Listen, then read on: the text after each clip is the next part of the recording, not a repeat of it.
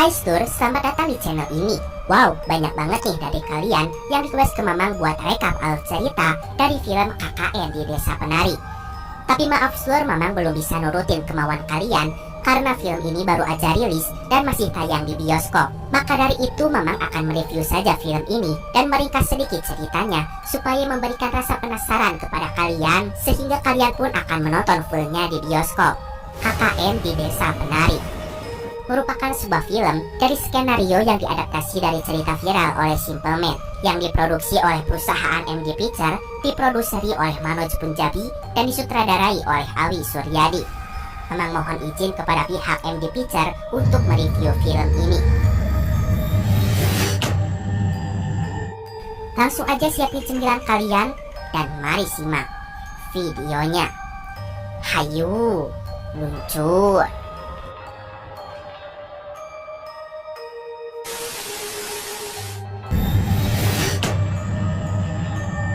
Film ini menceritakan tentang 6 mahasiswa yang tengah akan menjalankan proker KKN mereka.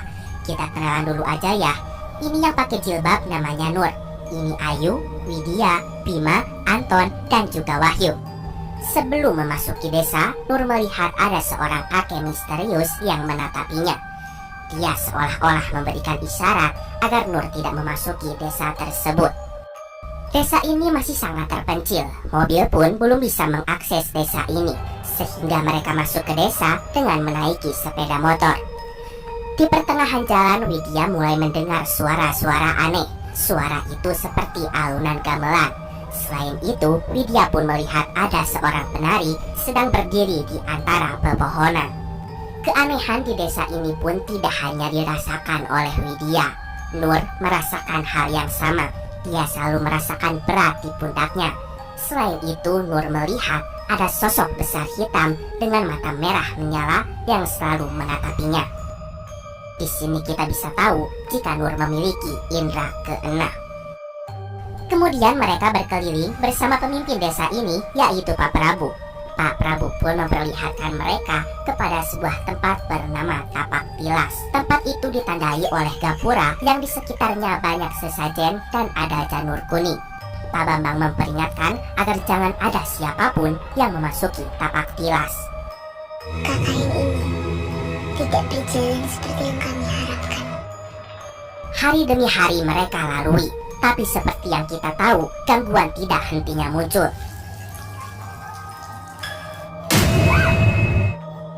Ternyata setelah diterawang oleh Mbah Buyut, sesepuh di desa ini, Nur dan Widya memiliki darah hangat, darah yang sangat disukai oleh para kaum jin.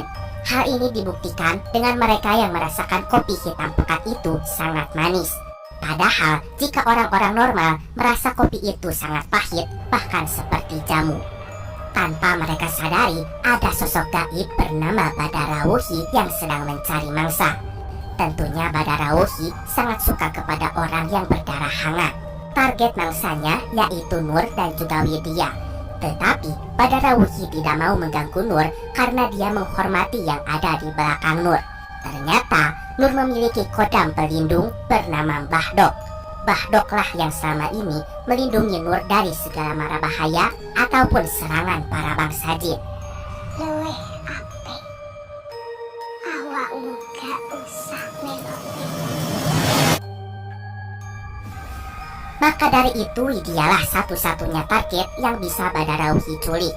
Di samping itu ternyata diam-diam Bima menyukai Widya. Bahkan Bima pun telah melakukan santet agar Widya suka kepadanya. Sejak datang ke desa itu, kan udah gak pernah sholat lagi tuh. Ibadahku ya ibadah untuk urusan.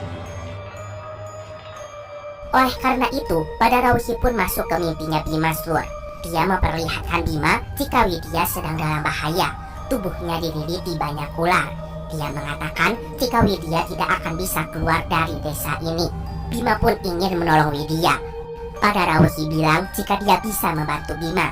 Jika Bima ingin Widya selamat, maka Bima harus mengambil sebuah benda bernama mahkota Kawaturi yang ada di Tapak Tilas. Lalu jika benda itu telah ditemukan, maka berikan kepada Widya. Dia gak bakal bisa lepas.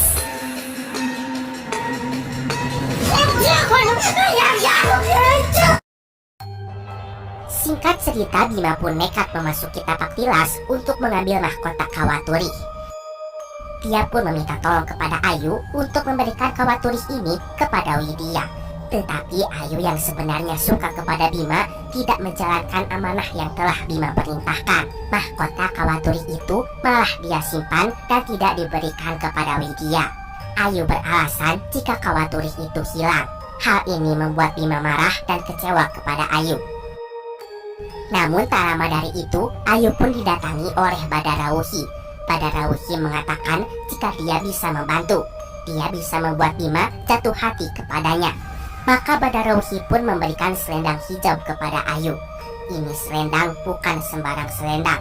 Selendang ini mampu memikat siapapun yang kita inginkan. Alhasil Ayu pun memikat Bima dan masuk ke tapak tilas.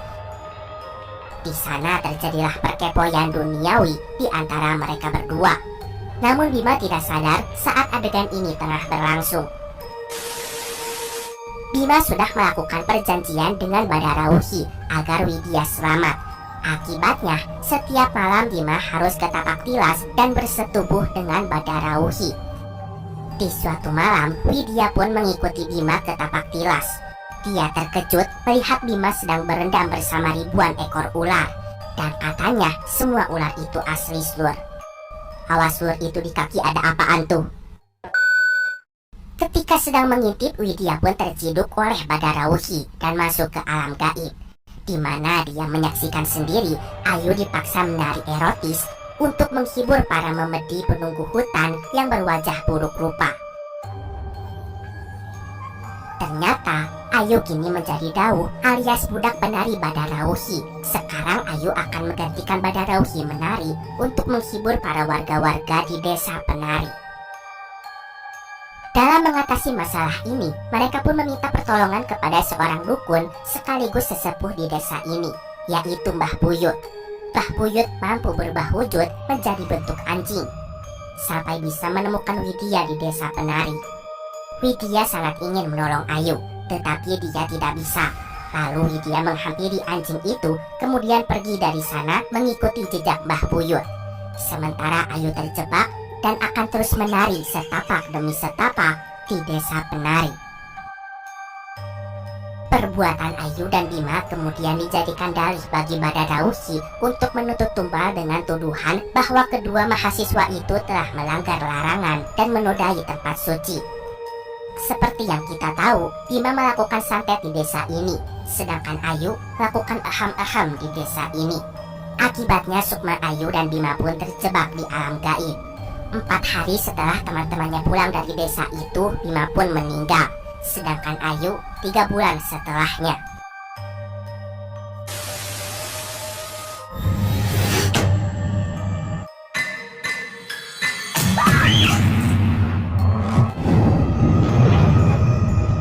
Nah, itu dia Stur, cerita garis besar dari KKN di desa penari.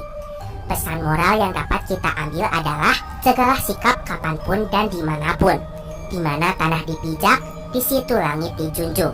Sebenarnya cerita ini bisa kalian baca langsung selengkapnya dari tulisan Simple Man di akun Twitternya. Nah, jika kalian penasaran dengan adegan-adegan yang ada di cerita, maka kalian bisa langsung tonton film KKN di desa penari. Dulu nenek moyang kami percaya Yang terjadi selanjutnya benar-benar di luar dugaan kami. Asli guys, waktu Mamang tonton, adegan-adegan di filmnya sama persis dengan bayangan Mamang saat baca ceritanya. Selain itu, sinematografi dan background di film ini pun amat sangat apik dan tentunya menggelegar. Maka dari itu, Mamang beri nilai 8,5 untuk film ini. Oke Sur, jangan lupa tonton film ini di bioskop. Film ini pun sudah tembus 4,5 juta penonton dan menjadi film horor Indonesia terlaris sepanjang masa.